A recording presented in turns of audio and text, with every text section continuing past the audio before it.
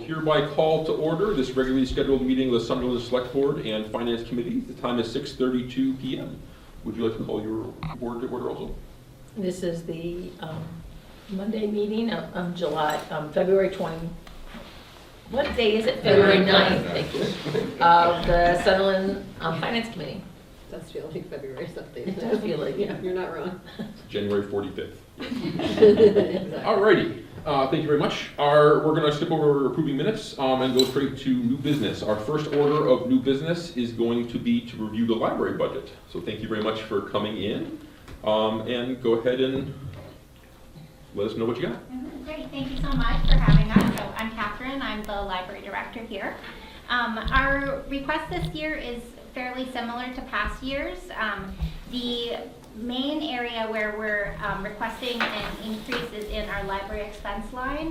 That is the line that we use to be part of the CW MERS consortium, and then also is what we use to purchase library materials. And so we've kept the formula the same, where we're asking for exactly what we need in order to meet the materials expenditure requirements set by the Massachusetts Board of Library Commissioners.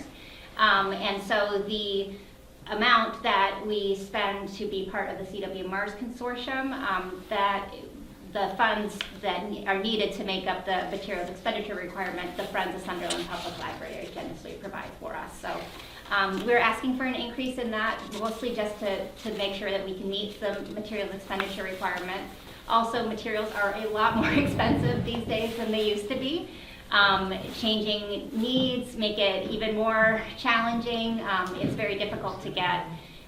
E-books are quite expensive. We were very lucky that we've got some folks at the State House who are working to ensure that equity for libraries in purchasing e-books goes through, because right now we pay about 3 times the cost for an e-book as we do for a print book, and the usage is limited to 2 years or 20 uses, something like that, whereas a library book can be in your collection forever as long as it's well maintained. We're also experiencing huge issues with our suppliers. One of the main book suppliers that we use to purchase materials and that gave us wonderful discounts went out of business. So everyone's been scrambling to find new sources to get their books, and the sources that are already functioning are inundated with new customers. So we're waiting months to get new books where we used to have them well before the publication date. So we're keeping up with it all. We're certainly meeting the materials expenditure requirement. It's just a lot more difficult. We're also spending more because we don't get those great discounts anymore, so we're spending a lot more for less. So anything the town can do to kind of supplement that, allow us to continue to offer materials that our patrons need, but also allow us to maintain our state certification is really crucial for us. The other main area where we're asking for an increase is in the library support wages. I know that the Personnel Committee will be making their recommendations in terms of what cost of living increases and other wages increases should be, so I did not include that. But we are asking for an additional $8,000 in that line to fund our sensory-friendly hours. And so that funding is exclusively for a staff member, a non-benefited staff member who would have 7 hours of regular time, and that allows us to open the library for an extra day for every year on Thursdays. And so we received a grant last year. We're very lucky for us, a Libraries Transforming Communities grant from the American Library Association, and that has funded our ability to open up on Thursdays, and that grant goes through April 30th. And it's been a huge success opening for sensory-friendly hours. We're seeing, probably about 90 people per day. Our average on a day where we're also open 7 hours is about 120, and it's steadily increasing, besides dips here and there for the weather being cold. But people love it. I've had very, very few complaints about it. We've been doing a survey to the town. 100% of survey respondents say, yes, please keep these hours. They're so important to us. Sensory-friendly hours, we call it same library, enhanced accessibility. I mean, everything that you love about the library for the most part is the same. It's just the environment is slightly different. So our lights are lowered. We don't have any special meetings and programs and other stuff to kind of limit activity. And we also have designated quiet areas as well as designated active areas. So this really allows a lot of flexibility for folks. Does not matter what your neurotype is to come into the library and just experience a slightly different environment than what we normally offer. I love that our library is busy and active and noisy. It's one of the best things. You don't want to have a quiet, silent library anymore. But we're also finding that people are seeking the library as a space where they can have quiet time to study. A lot of people are working from home and such, and sometimes the home environment is not as calm and quiet as you need it to be. We're seeing a lot of students will come for a place to study. We see a lot of people who work from home or working, remote, hybrid, however, are coming into the library for a space where they can get some work done. And we're finding a lot of them love coming on the Thursday hours just because it's slightly quieter. And they're just happy to have an extra day. Anytime we do a survey to the community, what do you want to see from your library? Everyone says more hours, more morning hours in particular. So opening up on a Thursday really allows us to meet those needs of providing more hours, providing more morning hours, also providing after school, evening hours a little bit for folks who do attend school or have work and things like that.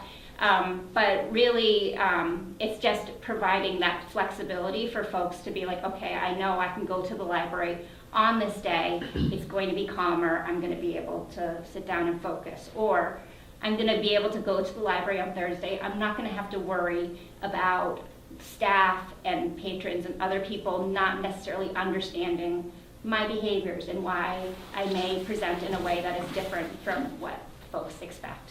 I think that's really been the most meaningful thing, is just hearing from patrons how important and meaningful it is to have these hours, not necessarily being able to go to them, but just knowing that there is a place in Sunderland, in our community, where neurodivergent people are recognized and are appreciated and are invited to be themselves and to grow, just like everyone else is in the library. So very meaningful hours for me.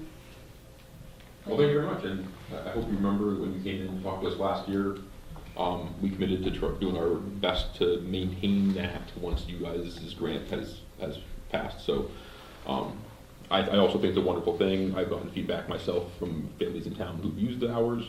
My own kids have gone there during those hours and appreciated it. My daughter wears noise-canceling headphones everywhere she goes for very obvious reasons. And so I appreciate what it means to the town and what it means to the patrons who patronize it. So thank you very much. Now, these are the two line items here, just for people who are in person or on Zoom. Thank you, Becky, for sharing the budget. So we're talking about the support wages here for an increase of 6,846, or a 5.46% increase. That's the line for the Thursday hours. And then this second one, that's just the overall expenses increasing because of the cost of everything. Yes. Yes, wonderful. And maintaining our certification is always a priority. And Of so course. we are required to spend a certain amount of money on materials. Okay, great. Crystal, Dan, any questions on what we've seen so far? How many part-time employees are there? So there are 4 regular part-time employees. And then we have the grant-funded additional, so it would bring us up to 5, which is really beneficial for us to have another part-time employee who's not necessarily benefited, but gives us that flexibility to call someone else in when we need extra support, when someone is out sick. Just having another set of hands is hugely important and beneficial for us. So it's such a small cost for the town. I know money is tight for everyone, but it's really not. It's about $8,000, $6,000 that we're asking for here, and the benefits are huge. I mean, it's another 364 hours of library service that we're able to offer. It's creating a reputation of accessibility in our community. I mean, there's so many benefits to it for $8,000. Yeah, nice. Wonderful. Finance Committee, any questions on the budget estimates so far? Yeah, I got 2. Yeah. Yep. Can you hear me? Sure can. Yeah, so no, I love the library, our kids love the library, I'm glad you're doing the Thursday quiet hours, it's really a great program. Just two quick questions, so with Heather leaving, and then we hired someone to replace her, is that equal salary, or was that person less experienced? Do we make up any money there? Yes, we made up a small amount of money there, just because this is a new person coming in, and Heather had worked with us for 5 years, so slightly less in the terms of the salary, but I kept it at a level where Heather would have started had she been starting this year, so in terms of inflation and things like that. Okay, yeah, keep it competitive, we want good people. And the second one was, the grant runs out in March, so this amount that you're asking for would cover a 12-month or a 9-month? It would cover a 12-month is what we're asking for. Right now, the grant was for the 1-year period, but we weren't able to start the sensory-friendly hours. We needed to do some research and things until July 1st made the most sense, or July 10th made the most sense for us to be able to start it. But so our plan right now is, if I have the money left over in my salaries budget, I would love to stay open, but we're saying that we're gonna take a break, in May and June until we can restart them in July when the funding comes through from the town. Right, and that's too bad. I wish we could do something, because especially June, when they get out of school, those kids might want that quiet space on Thursday, so. I know, knock on wood, right now, we're okay, and so I always build Fair. in enough, wiggle room in terms of salaries to cover any sick time and vacations that our employees are entitled to, so not everyone's gonna take all of their sick hours, and Right. recognize that, and, extra money would go back to the town. I'm hoping that there is enough of that left over that we can continue to operate at least on a small level, even if it's abbreviated hours or something for those 2 months, but yeah, I'm not widely advertising it because I can't promise it right now. Okay, all right, thank you. Keep up the great work, it's a great place. Thank you, Joe. Yes. The finance Yeah. committee? Yeah, so, sorry, just one more thing is that if we do know that they're going to be funded for next year, we would certainly do everything in our power to make sure that the consistency in the hours is maintained. We wouldn't want to take a break and then have to restart everything all over again and re-advertise and, add that kind of confusion to the hours. But again, it just depends on if we have the funding in there. And I'm sorry, when did you say that the current funding ends? April 30th. Okay. All right, so May and June is what we're looking at. Yeah. Okay. All right. Any other questions from finance?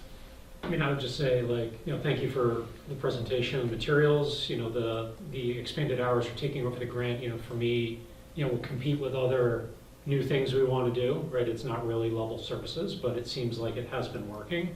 I guess what I would say is, if we do find a way to make that work, I would very much like to not have there be a pause for 2 months and then go back on. So, very much supportive of that. I had a couple other questions not related to that. One was, I know we're not here to discuss capital in detail, but I know HVAC has been a focus every year, and I just inadvertently know there were some issues more recently. Is there any update that we should be thinking of as we consider both capital as a whole and just the budget as a whole and the library as a whole? Yeah, the HVAC system is having a lot of problems right now, especially keeping up with the cold. I came in this morning and it's 54 degrees in the whole children's room. I've got to set up space heaters, flipping the circuit breakers. We have our HVAC folks on it, but it takes a long time to schedule things, to get the parts, to figure out what the problem is within our extremely complicated system. So far this year, I've spent, I think, about $9,000 on HVAC repairs. That includes a single compressor replacement in one of the more difficult spaces, so that was a large part of it. It wasn't a whole unit, but it was the main component of it. Plus all these little repairs too, coming in and just kind of figuring out what the problem is, as well as the maintenance. Then it's gonna be based on repairing. We've got, I think it's a fan or a tube broken in another unit in the young adult room that is going to be a little more than $3,000. So we're getting to $11,000 that we've spent so far this year, and that's not even a full replacement. So what I have asked for in the capital is the replacement cost of a full unit, the most expensive unit that we would have to completely replace. However, I know there's a little bit of question about how the capital money is going to be carried over from year to year. Is it going to be carried over? How that works?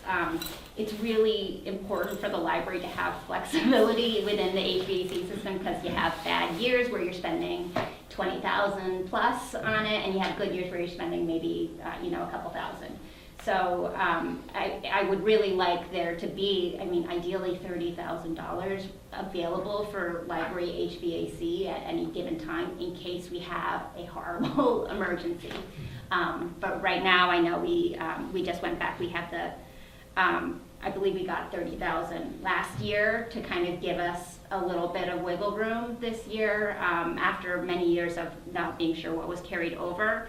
I would hope that this year's could be carried over, but if not, if we can have, But that's in the capital budget. Yeah, in the capital budget. Yeah, Right. so I'm also on capital Right. because we do try to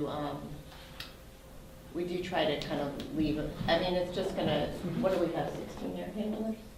Yeah, 16. It's just Yeah. gonna be, it's a 20-something-year-old system. There's just constant fiddling. One every year, and then you start over. Yeah, Yeah. yeah. So it's not, it's never gonna be it's never gonna be at 100%. Okay. Thanks, and sorry, I didn't mean to get too deep into capital. I wanted to make sure I understood where we were, so thank you for that. One last question, and this is, I guess I'm just thinking about, if and how do you anticipate the Deerfield Library coming online impacting in any positive, negative, whatever usage of the Sunderland Library? It's a big space, it's coming online. I would expect there'd be some changes, so if we're sitting here a year from now, and we're looking at usage, or what should we think about, what should we be? Yeah, this past year was the busiest year in the library's history. A lot of that does have to do with Tilton being closed for a significant period of time, as well as Amherst being closed, moved to a secondary location. But January after Tilton had reopened was our busiest January ever as well. I don't see it necessarily slowing down in a significant way. It may not be quite as busy as, this past year, but I think we are getting a lot of patrons coming to our library maybe for the first time and seeing, wow, there's something very different here than what we see in Tilton. And that's a good thing. What Tilton has is different from us in a wonderful way, necessarily. And that's the beauty of our library system, is that there are 190 libraries in our consortium. Your library card works at any of them. You're entitled to library services at any of them. And we do have a lot of library hoppers, which I think is fantastic. But yeah, I think we've had a lot of comments from Tilton patrons for being like, I love this library. We're not going to stop coming here just because Tilton is open. So I think it's been a good kind of marketing thing for us in a way. And same thing when Hadley had their new building several years ago. It didn't take away many of our patrons. We have a lot of patrons from Hadley who still come to Sunderland, even though they have their beautiful new library there as well. Gotcha. All right, thank you. Any more questions from anyone on finance? Or Selectboard? I think I have a clarification question that I just wanted to, the way you said it and the way I understand it was slightly different, so I just want to make sure that everybody who's listening gets this. When you talked about the expense category covering the MER, you mean almost covering the MER? Okay. Yeah, because we take our CWMR's consortium payment out of that, and then the Friends of the Library make up the remainder. But being a part of CWMR's is a huge part of our ability to be a good, successful library. But the CWMRS doesn't count towards the MER. It so does you not. just play a little musical No. chairs. So it's just that, we have that money July 1st. That's when the CWMR's payment is due, and it just makes the most sense for us because we can fundraise for books and other things. We have more flexibility in terms of timing there, but the CWMR's payment we do need to pay right away in July 1st. We have the town money, so we pay for it. I think two things that are, one is that the MER is the state materials expenditure requirement, so there's a baseline number that we have to spend in order to maintain our certification. And the second is a shout out to the Friends of the Library, because we would not make that MER, the town is not the town budget does not provide the money to make that, for us to make that goal. So without many of you get a letter in December. You know, if without that, honestly, without that, the effort of the Friends of the Library and that support, we would not be certified. I mean, or the town would have to contribute more money. So. Absolutely, yeah. I have a question about MER. If there were not a requirement and there was the same amount of money, would you still spend the same amount on materials, or would you redirect that more towards services or people or hours or anything else? Like, how do you feel about how your budget is apportioned due to the requirement? Yeah, I mean, it's difficult to say. If I really had to sit down and think about how I would like to divvy it up, of course, I would love to be able to offer sensory-friendly hours and have, you know, full-time staff and all of that. However, we always spend slightly more than the MER, and that's not necessarily because I'm like going, oh, we gotta meet the MER, we gotta meet the MER. It's because these are the items that our patrons are borrowing, are using, are requesting, and so I think it would be about the same no matter what. One nice thing about the MER is that they do allow us to use some of those purchases of technology that is for direct patrons to use can also be included in there, which is fantastic too. So if we need public computers or something like that, we can spend that, and that does count towards the materials expenditure requirement because that is seen as an essential library service that we need to be able to offer as well as technology. So when I've asked that question to the probably 5 or 6 library directors that I've worked with, and they all would spend more if they could. On materials, On yeah. materials. Yeah, on materials. Yeah. Yeah. I'm And sure on Especially everything. when the books are more expensive, right? I know, so literally I do an ebook order like once a month.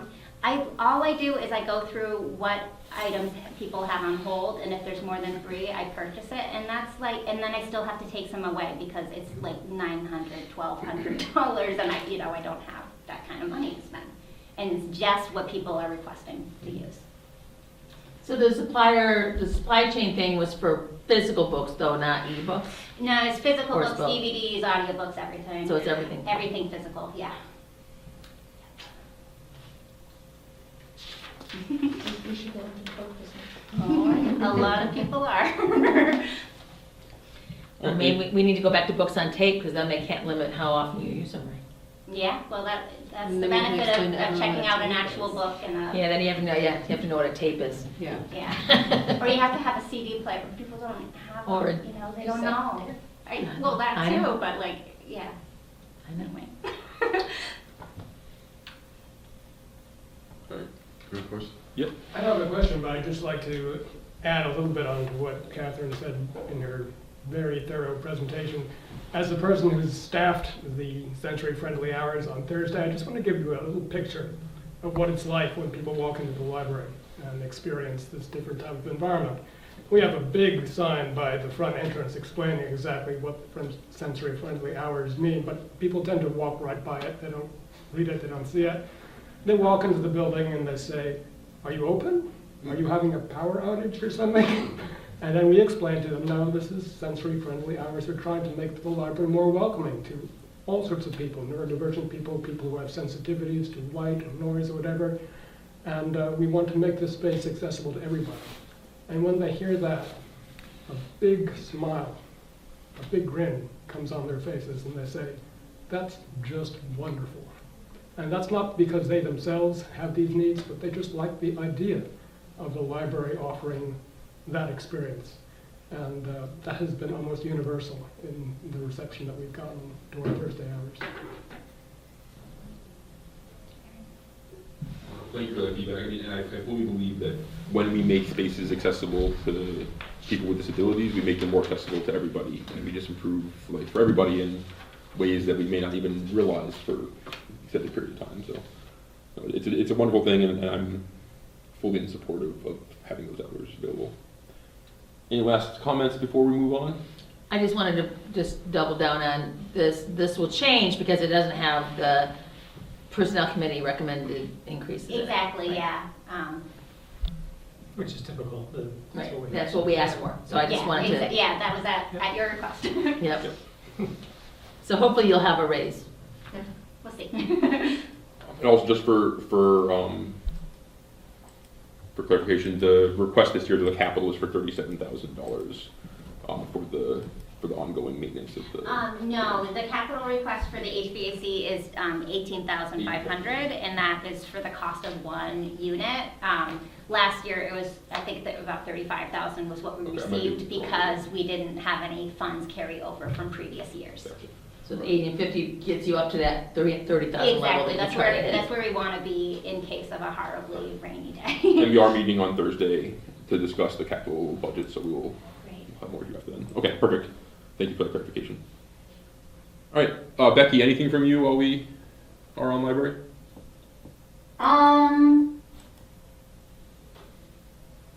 We did find some pockets of money last year, that were used for the capital item, the, mini splits. But, like she said, I think this is a good plan because the different pots have, there's still a couple small pots left, but, for it to be a comfort level, I think her plan is good. Okay, great. Yeah, I just don't want to have to call a special meeting because our heat is out, Yeah. you know. No, I would love to find a way of making it just simpler all around and more available to you without having to put like a whole pile of money over there just in case, you know, it'd be great if we had some mechanism for that, but if I find one, I'll remember. Nathaniel? Yes, Nathaniel, to follow up on that suggestion, if that money was put in the FinCom instead, it doesn't matter. It doesn't, it would help, but it doesn't give them the carryover to the next year, and it doesn't give them the immediacy to get the repairs done, because Yep. they'd have to wait for a meeting. But it could give them access without having to budget as much. okay. If the finance committee were to consider that. Yeah, I mean, we're happy to do whatever works for the town as long as we can maintain our HVAC system. We will discuss options. Yes. And then get Otherwise, back we're gonna in, meet but- in the cold library to try to get heat. This is my uniform now. But look at it this way, if we come up with a better option, what we have does work, so we will keep doing that if we don't come up with a better option, but we'll try to find something. All right, any last things? We on the could library? burn the used books. Well, Just kidding. well, a couple connotations there. We need an official licensed legal book burner. I mean, we do have the fire chief here. Probably get a permit, you know. I don't think there's enough Okay, books segue. that would do much. Alrighty, any last questions for library while we're on the subject? Thank you so much for coming in. We appreciate everything you do. Our library is an absolute gem and we love it, so thank you. Thank you. All right. Moving on to our next guest, and that would be Chief Benjamin with our fire department. Hey, everybody. Thank you for being here for Chief. Happy to be here. Thanks for having me. Absolutely. I just realized I don't have the public safety complex spreadsheet in my packet. So if we could put that up on the board eventually, that would be helpful. It doesn't have to be right now, but I don't have it to refer to and explain. But what I will do, we can certainly... Go ahead, Becky. Steve, could it be in what you submitted to me? Oh, yes, it would be in there. I just don't have it printed. I can put it up on the screen though. Okay. That'd be great, thank you. Yeah, if you'll just let me know when you're in that section. Okay, we can do that last. And Becky, do we all have copies of this? It was in a different email than the, There's tabs. I did that for expediency. okay. You should all have Oh, copies of tabs. it. There's tabs. Thank you. No problem. Took me a minute. Yeah. Thank you. It's in there. So one thing that I'll mention about the fire department budget, at the very bottom, it's got fire department expense and then replacement equipment. There have always been two, you might say, sub-accounts for those two purposes. We don't keep track of our spending that way. It's all in the total fire department general expense line item. So, and it's funny, over the years, it's sort of, some years it's been broken out, some years it hasn't been. So what I did is I listed, for the sake of having it all there, a small increase for fire department expense and then a larger increase for replacement equipment, which is really where most of our costs are. And at the bottom, that account is sort of the catch-all for both. So it's not three different accounts, it's actually one broken out. Everything up above, with the exception of fire department wages, I did not put a figure in so we could rely on the personnel committee. But I did want to put a request in for fire department wages, and that did generate some good conversation with the personnel committee about the hourly wages that our firefighters are paid. And right now it sits at $17 an hour. And while nobody's really in this for the money, it's been there for quite a while. So we're having conversations about a larger, more graduated increase for the firefighters. And really over the last couple of years, the general increase in minimum wage and some of the other jobs in the area has some of the firefighters saying, hey, wait a minute, we're pretty well trained, got some good skills, yet we've got a certain wage. So that's being handled. Not really much to talk about there. Certainly we'll entertain any questions on that. But principally, the fire department expense, we're finding, like everybody else is, more and more costs when it comes to everything from fuel to batteries for the air packs to our office supplies. And then for the replacement equipment, I asked for that larger figure because over the years that has been bled out a little bit. And what we're finding now with the PFAS-free gear, the polyfluoroalkyls, are legislated to come out of firefighting turnout gear. And that's a very good thing for firefighters because they are likely a contributor to occupational related cancer. They're also a lot more expensive. We are trying a set of that gear with one of our lieutenants who's notoriously hard on gear. He's an instructor at the fire academy, does not use our gear there, but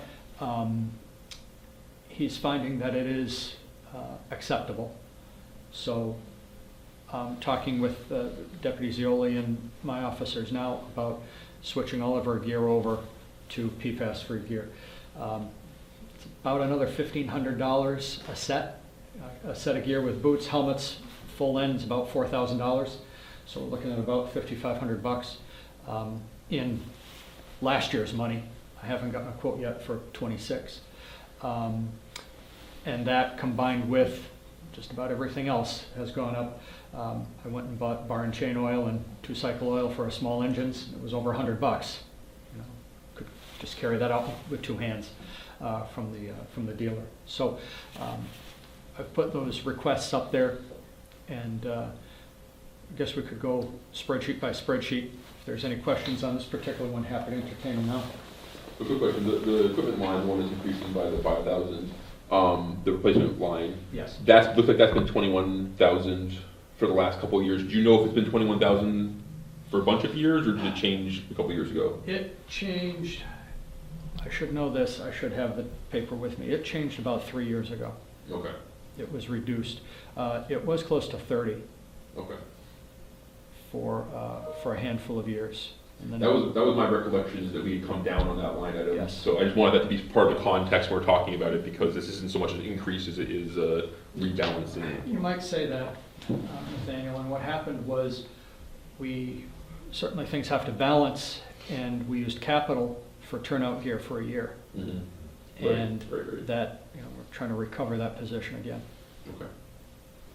All right. Crystal, Dan, you have any questions on this part? Finance committee?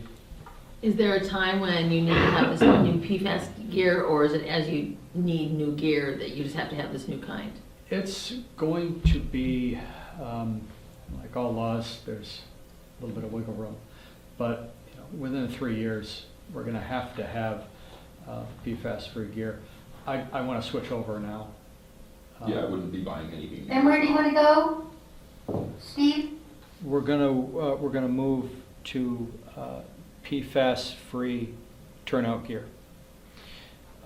It's been legislated, but it's not something that we have to do right now, but I'm choosing to, provide the officers want to go that route with the way that it fits. The challenge is, it's a different brand than the brand that we have been using and everybody knows and is comfortable with. So there's a little bit of a curve to get used to a different fit, different pocket and clip locations, things like that, to accommodate that technology. But And one of the things we want to also avoid is waiting too long until we have to, and then having to refit the entire swath all at once. I'd rather start doing it now and well, very true. And we are yoked into a scenario of 10-year expiration for that turnout gear. That's somewhat of an arbitrary number, but unfortunately, that's in the NFPA standard, which is referenced in a lot of legislation. So we do use older gear for probationary members that are not interior firefighters, but it's wise to keep everybody that could be in harm's way in that current gear. Just so if anything, God forbid, does happen, we don't have that to defend. So how many sets of gear will you be buying over how many years? We try to buy 2 sets of gear a year. Okay. And the number of firefighters fluctuates. Right now, we've got about 18. And I say about because we've got one that's on their way out and one that's on their way in. But it works out kind of nice for the size of department that we have. We can get 2 sets of gear. If we have a little extra money, sometimes we go for 3. I'm trying to go for 3 this year, just based on our own allocations internally. And that usually works out really well. Great. So let's say, just throwing those out there, that legislation did give us 3 years to be EPIC compliant. That would mean that we'd be replacing somewhere between 6 and 9 of those sets organically, and then be looking at the other half or so when that went into Well, and the thing is, it's based on gear that you purchase. There's no way that the entirety of the Commonwealth could replace all of its gear in a couple of years. But we're trying to stay ahead of that, and it is specifically with coats, the hoods that we put on that seal around the face piece. I mean, that's right up under your neck, your lymph nodes. It's a very vulnerable spot. So for several years, we've been toying with the non-PFAS, Nomex PFAS hoods. But now we're going to switch the entire ensemble over. And just to be clear, all the other conversation aside, if it's a carcinogen, we shouldn't be talking about it. You know what I mean? Like, we should just be doing that because that's what's right for the men who are in your command. You know? Absolutely. And the whole firefighting community, business, however way you want to refer to it, it's always been a little bit of a historically a cavalier organization, because you are actively seeking a hazardous environment.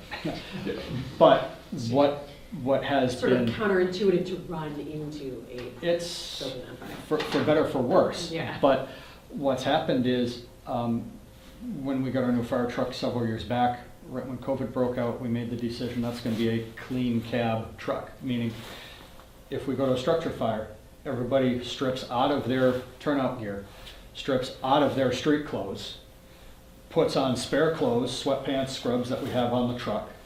All that gear goes either into the back of my pickup truck or into our Humvee or something, and is transported back to the station to be washed outside of the truck. So that truck, when you're in there, it still smells new, which is great, versus other departments' trucks you go into and it smells like an ashtray, because all of the gear and everything has the smoke in it. Those particulates are everywhere. Yep. So we've really started to ingrain that into our culture. And it seems to be working. There's a lot of self-policing with the other members, and it works really well. Yeah. No, it's not every day that you're given an opportunity to make a good choice that 20 years from now could be a bunch of sick firefighters. You know, like that's not something that. There's so many times where we look back and go, if only someone 20 years ago had made a different choice. Like, this is one of those opportunities. Let's make the right choice. It absolutely is. And we've got a 21-year-old firefighter. We've got another one that's in the early 20s. It's important to make sure that we're providing a good example. And it's not really a cliche, it is true. The fires these days are a lot dirtier than they used to be. You don't have just cotton and wood and everything else. Now you got plastic, highly engineered materials that are also highly carcinogenic when they get absorbed into your body. Everything's out of my habit every day these days. Let's not get started on that. That's a different meeting? But it's a very good point. The next one that I've got, so if we're, I don't want to jump. I have one more question on this one. Just there was a couple lines, and I remember why we're running over in FY25. How are you looking on your budgets this year? Are you feeling good with where things are landing for FY26? I know there's still some time to go, but I feel good about the expenditure side. The payroll side, it's a crapshoot. Yeah. It always is. For better, for worse, we've had some fire watches that we generate revenue from. The payroll, firefighter pay is a wash, that's a pass-through. However, we are able to bill for the equipment that's used, and that gives us a little bit of a cushion. So, can't really find any wood that's within reach, but as long as we have a normal type year, in terms of calls and, going July to July, June to July, whatever, is a little different than December to December, how well the software calculates it, but we seem to be in good shape now that we're halfway through, a little bit more. great, thank you. Yeah. Any other questions from either board before we move on to the next part? All right, Okay. take it away. The other protection tab that's down there involves three specific line items. Two of the three are under my purview, the civil defense and the radio system. It's always hard to know what to ask for these because the civil defense is our reverse 911 system, and they don't send us a new bill till like April. So I have no idea what they're going to ask for this year, and you ask them and they don't know. So I asked for another $200 with that, and the same with the radio system. The fees that covers both police and fire, another $200. Eventually, that expense is going to sunset. The radio system is at the chief's meetings, everybody groans when the radio system is brought up because it's a blessing that the Commonwealth brought us onto their digital system, but it is requiring an awful lot of fine tuning, specifically for paging. The pagers that we wear now are absolutely horrendous. I mean, this looks like something you'd see on the Dukes of Hazzard in the 80s. It's really, they work okay, but they're very bulky. We've had one get wrecked just because it was so big, got slammed on a door. That's what happens. So the figure that's up there reflects the old analog system that's being maintained just because the new digital system is not completely covering the county. So there isn't much wiggle room with those. Whatever the bill is, we'll submit. But fortunately, they're usually not an awful lot larger. Any questions on that one from anybody? And just confirm, you're saying that one of these line items is the old system and one is the new system? The civil defense is our reverse 911 system, the Yeah. code red, the telephone system. Yeah. And the radio system is the old analog radio Gotcha. system. Okay, gotcha. Okay, thank you. You're welcome. And then the animal control line item, oh, sorry, go ahead, Vicki. I'm sorry. Question, Steve, so you're saying that the new radios that we're to get from the state, you have them, you use them, but you have to supplement them with these old radios?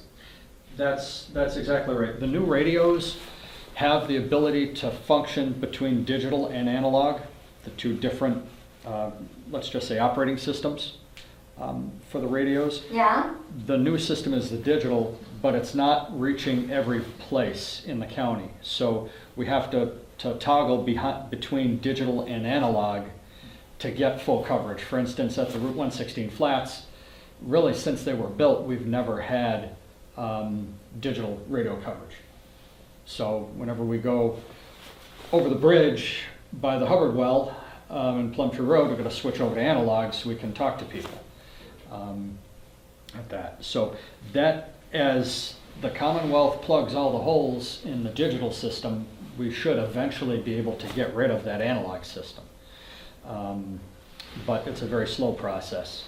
And 10 years ago, they said we'd only be able to find parts for another 5 years for the radio system, but the thing's still kicking. So I don't think it's in good health, but it's functioning, and that's what the money goes to support. Okay. And then the Thank animal, you.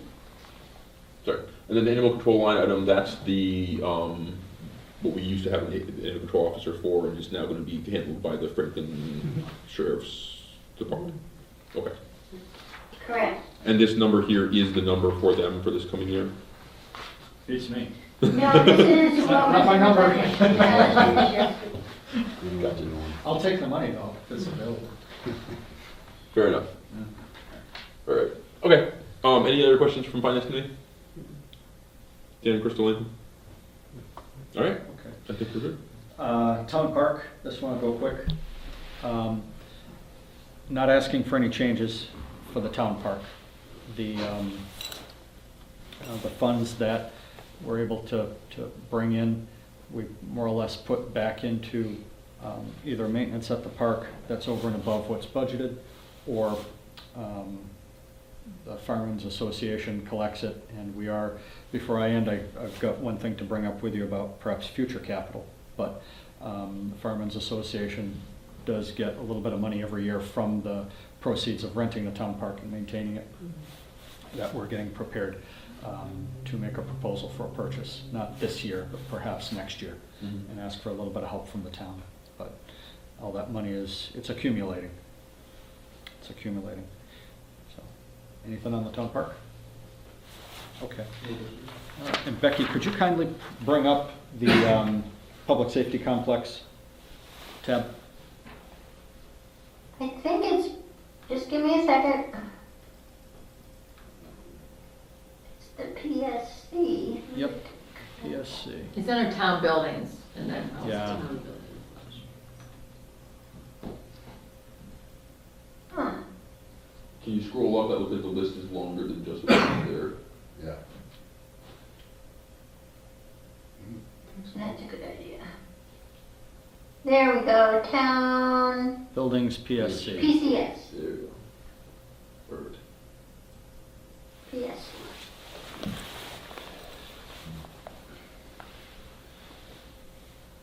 Can everyone see it okay? Yep. The energy. So it's broken out a couple different ways. Could you slide over to the right, Becky? Oops, too Yeah. far. No. Oh, do you want the reasons? That's good right there. Okay. Primarily looking for a little bit more money for annual floor waxing and other maintenance. We found that over the years, the floors are holding up well, but especially years like this with a lot of sand and salt, they take a beating. It's nice to have them waxed every year, and that figure there is about what we paid last year. So asked for that to be rolled into the budget, just so a year like this, I think we're okay with oil and our spend as far as heating, but we'll find out. If it warms up like it's supposed to next week, it won't be that bad. But if we keep getting nights around zero, building uses a lot of energy to keep the trucks at 50 degrees. So it looks like we have an increase of a little under $1,400 for the floor, Floor maintenance. floor maintenance. Yeah.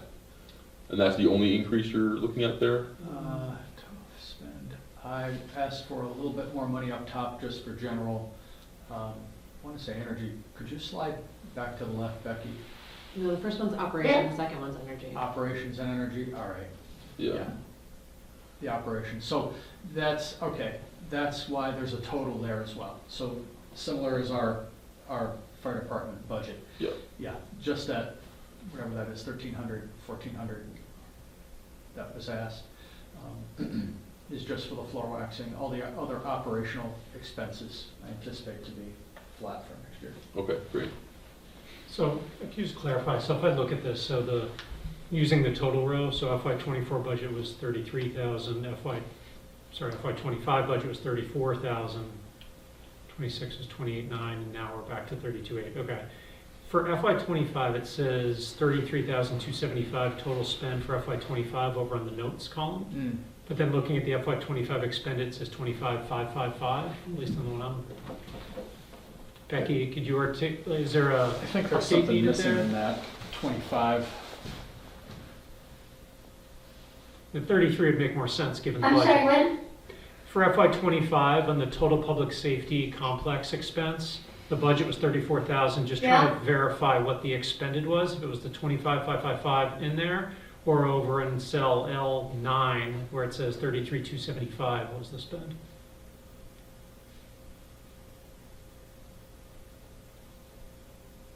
I'm sorry, I'm looking over at L, he's saying The top right, 33. up 2 from there. If you go up 2, you'll see it says 33, Okay, so it says 33,275 in the upper right corner for 2075.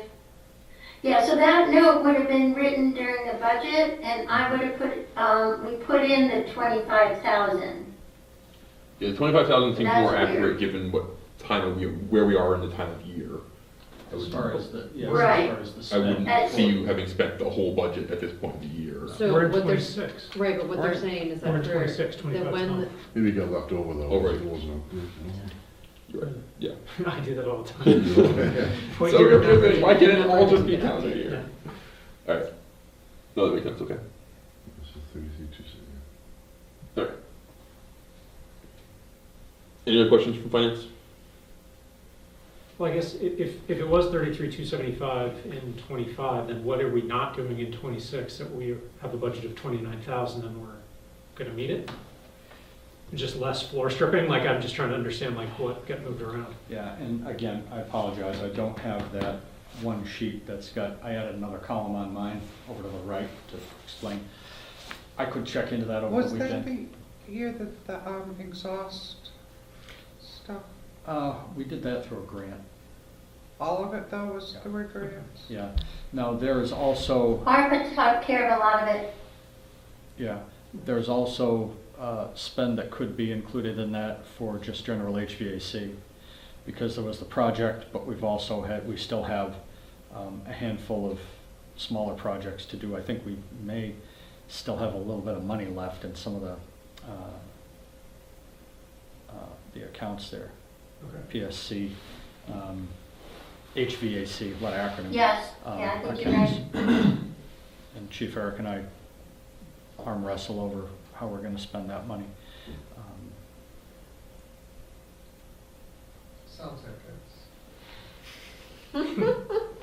Yeah, you could raise money. it's a different revenue generating option. You could have it at the town park. Could. Alright, anyone else have any questions before we finish up with fire? Alrighty, thank you very much. We appreciate it. Alright, Thank you, Steve. You're welcome, Becky, thank you. next up we have building inspector. Thank you for coming in. Short and sweet, I haven't changed anything. I love to hear All the that. same, just that there's a coal available, asking, like it, so. Yep. Everything the same. The only thing we brought up last time, and this might not be, it'd be the board, I don't think finance would have anything to do with it, but we had mentioned, or I had mentioned, and we never followed up on it, or I didn't, the percentage for the online fee. So we went from $10 per permit to 12, and any other community will add that to $2 per permit, just to cover our expenses, of what it's costing us for the program. So I didn't know if it has to be a different meeting, or we could get the okay on that, since I forgot to come back last year, or we just overlooked it to get that $2, how that works. Procedurally, I'm not sure, Becky, do we have to have that be a line item on an agenda in order to do that, or is that something we can approve? I think we should. I'm sorry, but, Yep. well, let's discuss it and then we can make your decision at the next meeting after you get all your information. Okay, great.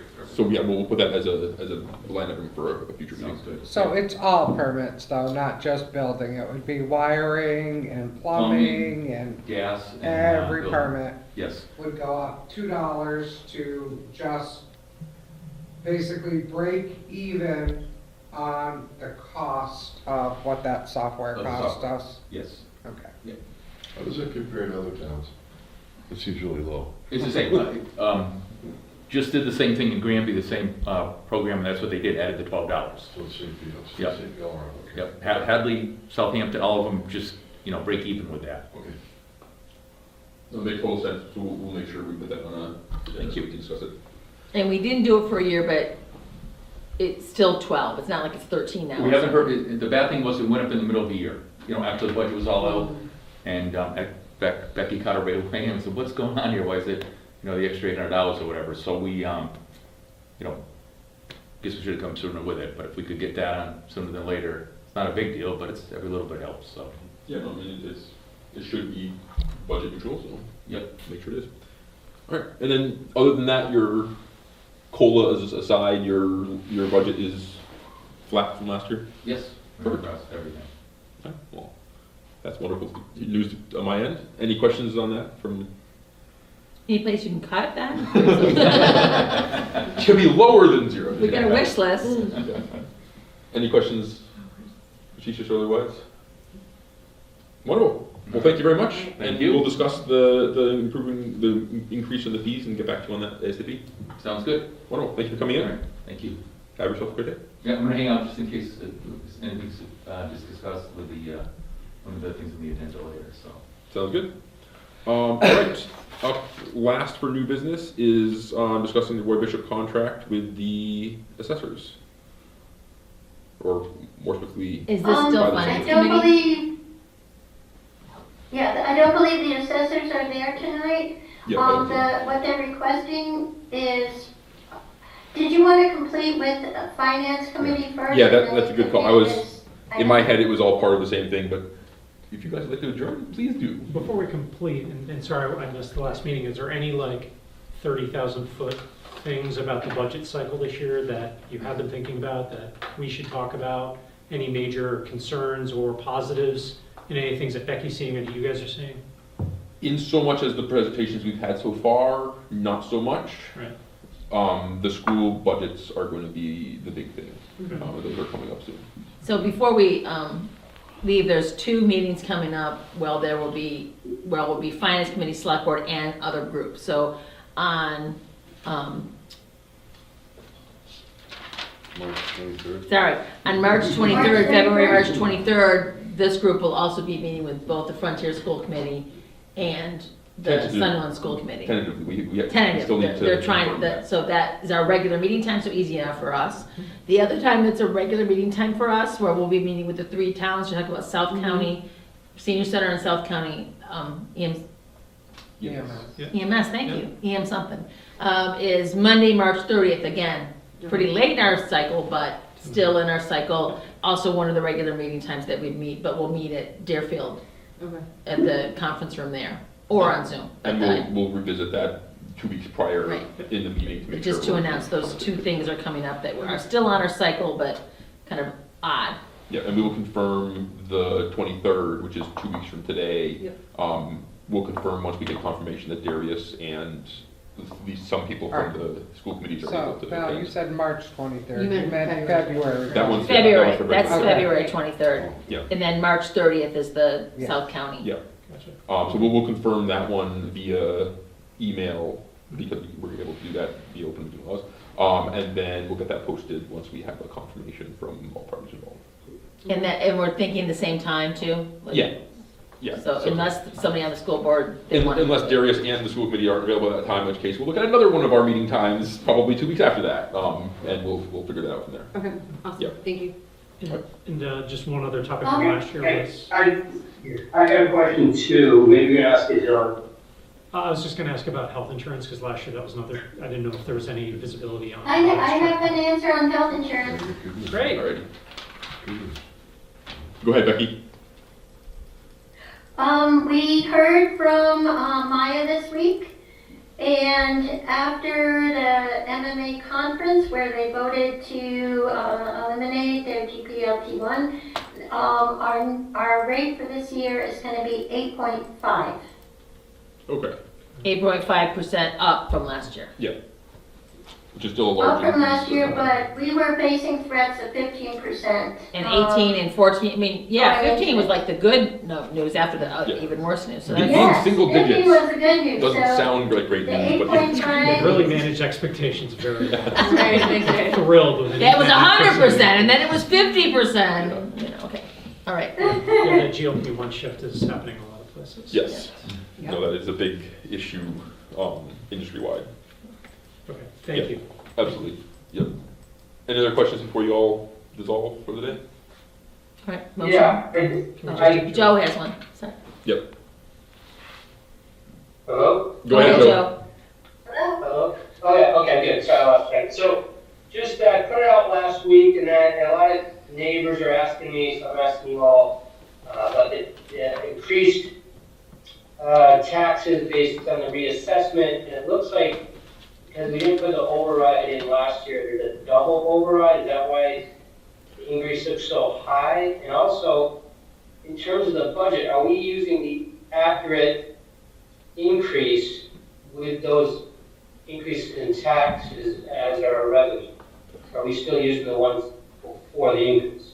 So I think I can answer all your questions. I'm gonna go backwards, starting with, so the capital line item is a separate tax item than the budget line item. Each of them increased by 2.5% or up to 2.5% per approximate 2.5. But the increase or decrease in one or the other doesn't affect the other one. So our budget is ostensibly 2.5% over what it was last year, or 2.5% over the year before that, but unrelated to the capital expenditure. In terms of people's tax bills, what happened is last year their tax bill went down because we made a mistake. And this year it's both going back up by the amount it should have been last year and then also increasing by the normal 2.5% that it would increase this year. And so as much as it's harder to do that, what I would tell people is look at your tax bill 2 years ago, compare that to this year, Right. Don't compare last year's to this year, because last year's was artificially substantially lower than it should have been. And so yes, it does look like it's a double increase, but really it's a recuperation and then an increase from previous years. Does that make sense, Joe? Yeah, that's what I've been telling. Yeah, I've been telling them, go back to your 3-4 years of taxes and follow that trend. And, that's what I've advised them to do. But does that mean we have more income? Or is that income from the last one that didn't get on going paying back stuff? So in terms of the operating budget, it has no effect. It didn't last year, it doesn't this year. In terms of our capital budget, man, last year was a sort of real fun year for capital because we didn't have any money. And this year, and to be clear, it's not that we're collecting 2 years worth of capital money. We're still only getting this year's how much we should have gotten all along this year had it increased by 2.5% last year and had it increased by 2.5% this year. So we still missed a year. We never made missed an that. entire year. We never are making that money up. That money is just gone. It was a gift to the members of town who got to have a nice little tax break for a year. What it did, for full visibility to everybody, what it did is it tightened a lot of our belts for the capital side of things because we had to find this money here and this money there and this money here and this money here. And doing that allowed us to get through, but also closed all those doors for having that money be there to find 2 years from now or 4 years from now. And we also spent more free cash into the capital stabilization fund than we would have normally liked to had we not had that happen. So yeah, there's no impact on the operating budget, but the capital stabilization budget is in a lot better shape this year than it was last year. Okay, I appreciate that. Will make it easier for me to explain to some of my neighbors. Thank you. Oh yes, I've heard quite a bit about it myself, for sure. Alrighty. Yeah. I will turn it over to Val to. I'm accepting a motion to adjourn from the Finance Committee. So moved. Second. Ooh, thanks. All in favor? Aye. Aye, Joe? Aye, Joe Elias. Aye, Joe Elias. Alrighty. All right, approved. Absolutely. See you guys in 2 See you all weeks. later. Have a nice day. Yep, and we will be in touch via email Good night, about everyone. Thank you. confirming 2 weeks from now, including the schools. Alrighty. Okay. Moving back on over to the Roy Bishop contract. And Tom, just so you know, that, I believe the agenda item you're probably waiting here for is not gonna happen. Not gonna happen. Yeah, Becky just said that maybe I should, you just said in case you had a question. Okay, So- perfect. Perfect. All right, and we'll be on that one momentarily. We're just. Yeah, but it's, Yep, I have nothing better to do, right? there you go, hang out They're with us. fun, meetings are fun. So Becky, for the Roy Bishop contract, is that something we want to just push off until the assessors are here, or is that something that we can look at now ourselves without them? I believe we can look at it without them. They, this is an annual contract. You've been contracting with Roy Bishop. I know at least 10 years. I'm not sure what the history is before that. Yep. Well, I'm assuming it's about 10 years. He's been around for a long time. He does, he's been very thorough. He's gone through all the valuations for us. And I believe his rate is quite reasonable for, you know, having a skilled assessor to consult with your town in this day, in this time period is a very it's a rare resource that we greatly appreciate, having Roy to assist the assessors department. Okay. And I'm looking I at know the, we wouldn't have gotten, he's been handling all the valuations, and we need to work with him more to make sure we're covering everything, just because he's giving us a very good deal. So, but he's came back when I asked for more questions. He's been very responsive, and I very much appreciate his work. okay, I'm looking at the agreement, and it looks like it's $9,500, and then additional services for $25 per partial inspection. Is that the document I'm looking at? Yeah. Okay. Dan, Crystal, any questions on that? Just what was the last I name? think I'm sorry, I had misread the amount. I did it quickly. I think we need to hold off on that contract till we discuss it further. I'm Okay. sorry. Do we know what it was last year, or is that what we need to check on? I think it was 3,500. Oh, okay. So yeah, we'll definitely want to check into that and get back to that one. Yeah, Okay. and I just looked quickly at it, I thought it was the same, so I gotta review that very clearly. All right, we will, next week, when we're having a non-FinCom meeting, we can readdress that item. All right, which brings us to, that's the last piece of new business, brings us to old business. The first item of old business is a review of the greenhouse concerns. As we have discussed in the past, we have a member of town who abuts a farm who recently put in a greenhouse, and that greenhouse moves quite a bit in the wind. Three greenhouses. Three greenhouses that are made out of that flexible plastic material, and the wind apparently makes them move quite a bit, which is causing sound levels that are beyond minor nuisance. And the abutting property owner has reached out to the select board to request some kind of relief to their concerns. Crystal, do you have any more details on that one? Well, Becky, were you able to get in touch with anyone today regarding?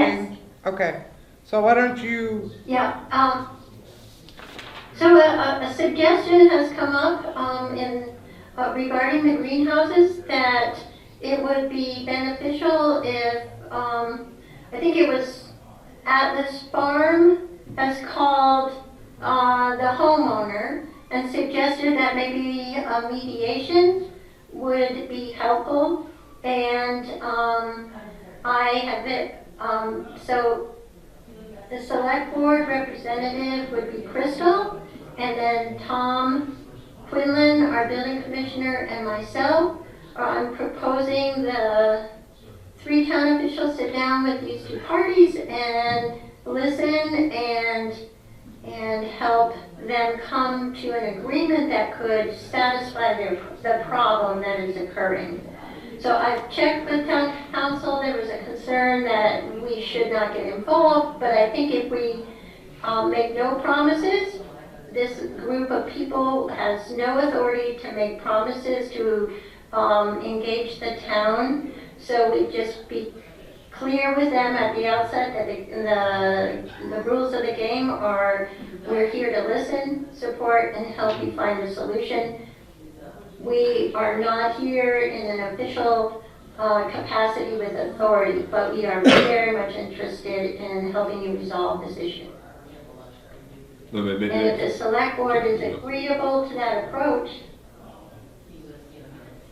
Yeah, no, that sounds good. I appreciate, Crystal, you having taken. And that's the thing, point I on this want to board. give both of you the opportunity, if either one of you would prefer to mediate on this, I am open to letting you do it. I do not mind doing it. I Okay. just didn't know if. No, I always want to be asked to dance. You know what I mean? I always want the invitation. I'm not always going to say yes, but I always want the invitation. No, I appreciate you taking care of it. I appreciated from the beginning that you had the interest in taking care of it, and I would be happy to have you do so. I agree with the concern of not having it be an official duty of the town, to not put ourselves in a position where we either make promises that the town legally or otherwise can't fulfill, Right. Nor get ourselves sort of in the middle of something that is inherently a dispute between two property owners. I guess my big question, and this is just for my own peace of mind or my own brain, is what would the steps, like, if there was a good conversation and they met in the middle, what would that look like? Are there steps that can be taken by Atlas Farms to lessen the noise that they're? And so that's what we don't know. Because that's my question is, if there is nothing other than they stay up and it's horrible, they tear them down and they're no longer there, if there's no middle ground, I guess my question is what can be found? Right. We'd have to know that there's some remediation efforts, Right. So- windshield they could put up. Right, you know. so, and that's, again, this is a very different winter than other winters we've had, right? Yeah. So, again, I know nothing about greenhouse construction, nothing. I'm not even gonna try to pretend I do. But like, it appears right now, the noise is lessened because of the snow buildup around that. So, again, us not knowing, you know, is there something they can do? You know, some type of barrier or padding around those in the winter. I don't know the answer to that. Hopefully the farmer does.